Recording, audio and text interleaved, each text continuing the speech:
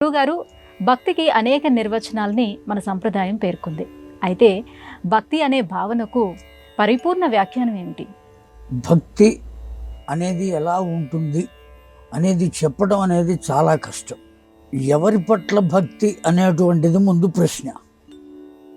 భక్తి అంటే సర్వ సమర్పణ ఏదైతే ఉన్నదో దాన్ని భక్తి అని అంటాం.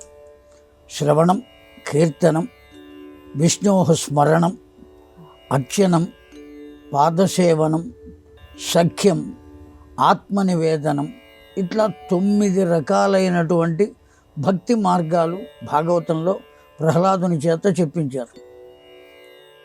ఈ 9 రకాలైనటువంటి భక్తి పరిపూర్ణమైతేనే పరిపూర్ణమైనటువంటి భక్తి అంటాం. కేవలం శ్రవణ భక్తి పరిపూర్ణమైన భక్తి కాదు, కేవలం మనన భక్తి పరిపూర్ణమైన భక్తి కాదు. ఈ ఉన్న 9 ఏదో ఒక్కటి ఉంటే అది భక్తి కాదు. 9 రకాలైనటువంటి భక్తులు ఎప్పుడైతే మనం అవగతం చేసుకుంటామో, అవగతం చేసుకుని ఆచరణలో ఉంచుతామో దాన్ని మాత్రమే పరిపూర్ణమైన భక్తి అని అంటాం. ఒక భక్తి స్థాయి భావాన్ని చెందినప్పుడు యతో వాచో నివర్తంతే అప్రాప్య మనసా సహా అని సూత్రం చెప్పింది వేదాంత శాస్త్రం. మాటలు పెగలని స్థితి, మాట బయటికి రాని స్థితి, కంటి వెంట నీళ్లు వచ్చేటువంటి స్థితి, ఇంకా అన్యమైన విషయాలు ఏవి చెవిన పడకుండా ఉండేటువంటి స్థితి, ఈ ఇంద్రియములు మొత్తం స్తంభించబడి ఉండేటువంటి స్థితి ఎప్పుడు కలుగుతుందో అప్పుడు భక్తి కలిగింది అని చెప్పాలి. అప్పటిదాకా సామాన్యమైనటువంటి స్థితి, భక్తిలో ఒక రకమైనటువంటి స్థితి ఉన్నది, అంతే తప్ప పరిపూర్ణమైన భక్తి అని చెప్పేటువంటి అవకాశం లేదు. ఈ 9 రకాలు శ్రవణం, ముందు వినటం, విష్ణోః స్మరణం, ఆ స్మరణం చేసిన దాన్ని మననం చేసుకోవటం, తరువాత ఎవరిని గురించి స్మరణం చేశామో, ఎవరిని గురించి మననం చేశామో, ఎవరి గురించి శ్రవణం చేశామో వారికి పాదసేవనం, తరువాత అర్చనం, తరువాత నమస్కరించడం, వందనం, తరువాత దాస్యం, ఆ తరువాత వారితోనే ఉండి స్నేహం, తరువాత ఆత్మ నివేదనం, తనని తాను భగవంతునకు సమర్పించుకొనుట. సమర్పించుకొనుట అంటే నాదేమీ లేదు, పూర్తిగా నీదే అని చెప్పగలిగిన స్థితి రావాలి. ఆ స్థితి ఎప్పుడైతే వస్తుందో దాన్ని మనం భక్తి అని చెప్పాలి. అప్పటిదాకా ఎన్ని రకాలుగా మనం దేవాలయాలకు వెళ్ళినా, యజ్ఞయాగాది క్రతువులు చేసినా, ఎన్ని కర్మలు చేసినా, దైవదత్తమైనటువంటి జీవితాన్ని గడిపినా అది కేవలం పరిపూర్ణమైన భక్తి అని మాత్రం అనటానికి అవకాశం లేదు.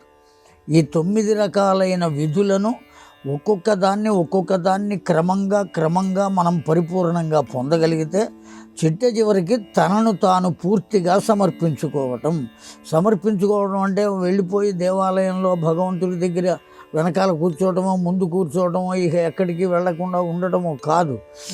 నాదైనది ఏదీ లేదు, పరిపూర్ణంగా నీదే అనేటువంటి భావన స్థిరీకరింపబడాలి.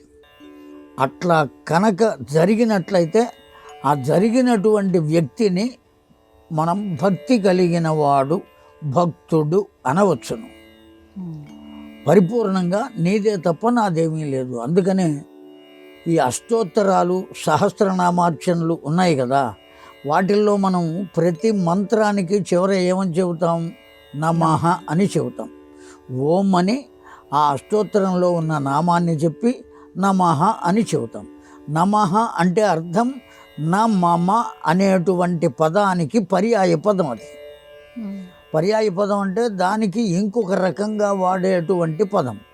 న మమ, ఏదైనా ఒకటి దానం చేశాం, సువర్ణ దానం చేశాం, ఆ సువర్ణ దానం చేసేటప్పుడు అవతల వ్యక్తికి ఆ సువర్ణాన్ని ఇచ్చాం. ఇచ్చి ఏం చెబుతాం? తుభ్యం అహం సంప్రతతే న మమ, నీకు నేను సమర్పిస్తున్నాను, నా మమ, ఇంకా ఆ వస్తువుతో నాకే సంబంధము లేదు, నాది కాదు.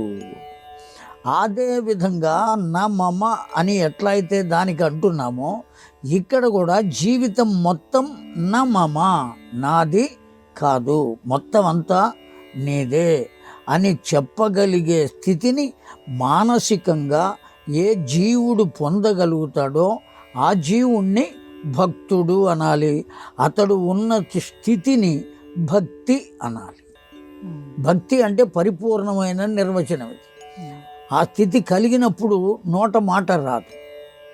ఎతో వాచో నివర్తంతే, ఆ వాక్కు నివారింపబడుతుంది, ఆగిపోతుంది, బయటికి రాదు. ఇక ఇక్కడ కేవలం భక్తి అనే గంగ ప్రవహిస్తూ ఉంటుంది. ఇక దాంట్లోకి ప్రవేశించడం అనేటువంటిది ఏ ఇతరమైన విషయాలకు ఉండదు. అటువంటి స్థితి కలిగితే దాన్ని భక్తి అని అంటారు.